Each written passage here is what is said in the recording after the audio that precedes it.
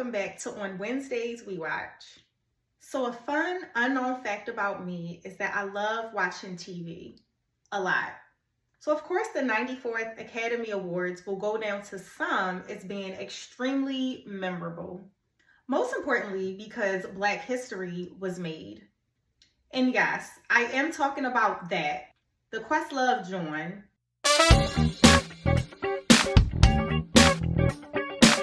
A film that hadn't seen the light of day since 1969 won an Oscar award, and the director, a Black man, and many of the others associated with this film are all people of color, all first-time Oscar winners for Best Documentary Feature.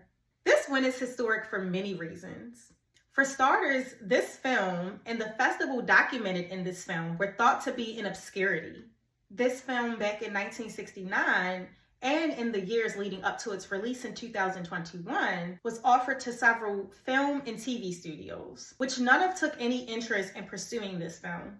Most significantly, this film had a profound impact on the festival attendees, the artists that performed, and so many others.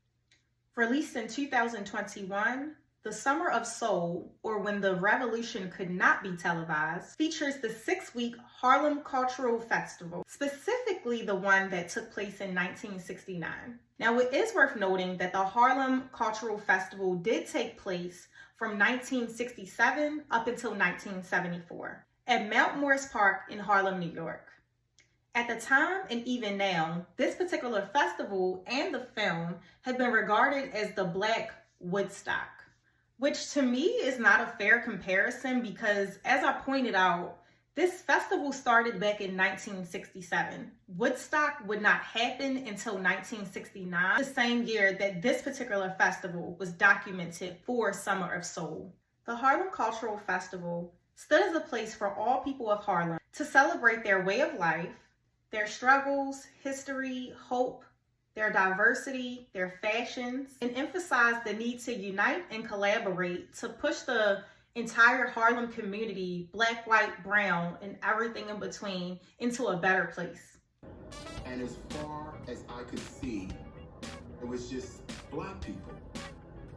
This was the first time I've ever seen so many of us. It was incredible. Distinctly, it smelled like Afro sheen and chicken. This film was revolutionary in every way, to say the least. The editing of the film, images, and cinematography almost transported me back into that very year of 1969. So let's take a look at the actual year of 1969. Nixon got into presidency, the ending of the Vietnam War, and Neil Armstrong walks on the moon, the same day that one of these festivals were taking place in Harlem. And something I did take great notice is that when people were being interviewed at this festival about what was happening in space, guess what their primary focus was? The festival. The attendees and the artists could not care less about who was going to the moon, what was happening at the moon. Their main concern was what was happening at this festival and what was happening all across Harlem and the unity that was happening there. Now, this festival, when it's all said and done, about 50,000 attendees came out and supported this festival. And they ranged between many different ages, many different ethnic groups, and I saw many different diverse of religious groups there as well. In the crowd, we see infants, we see elderly, we see everyone at this festival. One of my favorite moments was seeing the Black Panthers serving as security because this festival was not working with the biggest budget. Therefore, they could not rely on private security, nor did they have a big enough budget to have city cops there. So we do see some Black Panther security there, which I love to see. Amongst the festival attendees and some of the performers, we see an immense amount of dashikis, afros. We see so many garments of all kinds of prints. One thing I will say is that Black people look good in any color, period. Again, I love that this film really touches on the production, the budget, and all of the inner workings of this 6-week festival. Not only did I watch the film in its entirety, Summer of Soul, or When the Revolution Could Not Be Televised, I also did look at a couple of reviews online, and I was really elated to see that I was not the only person that was completely mesmerized by this film.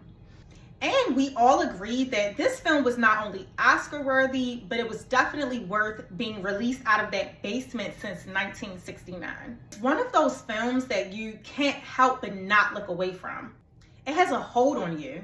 Because one, you're watching a film about something you've never heard of. The music, though some familiar, especially because I love some 60s and 70s soul and I love some Motown, it was still very captivating, iconic, and to this day very relevant.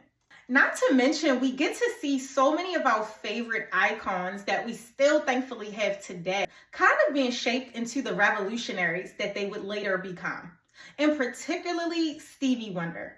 I love to hear the ways that he and other artists point out the fact that this festival forever shaped the way that they view the world, the way they view themselves as an artist, and the way they view themselves as having a certain responsibility to the Black community and to the future.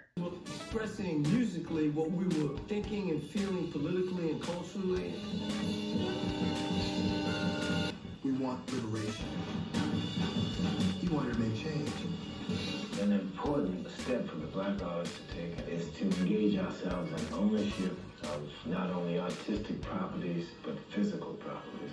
The theaters, the clubs, the record companies.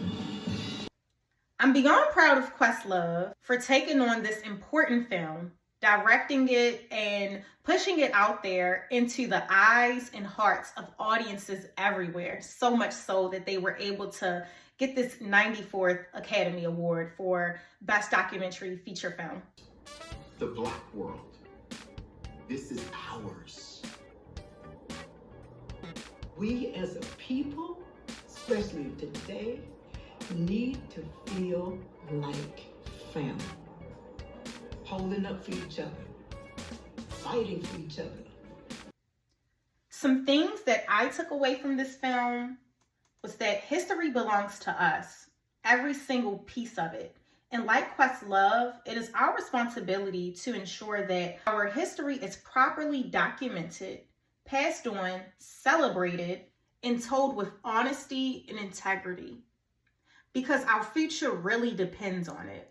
Here's a list of each of the artists that graced the Harlem Cultural Festival over those 6 weekends.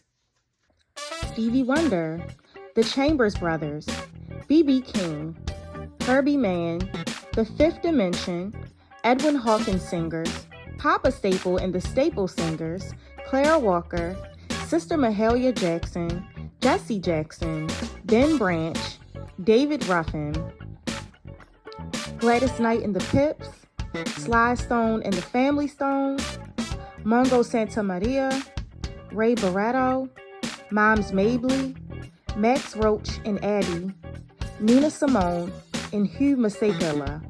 Make sure that you support Questlove and our history by viewing Summer of Soul or When the Revolution Could Not Be Televised over on Hulu.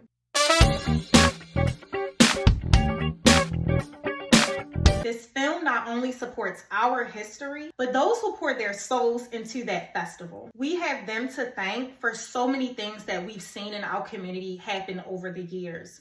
A lot of the changes that we see today in our modern communities. Be sure to like, follow, and subscribe, and let me know of any films or TV shows that you're binge watching.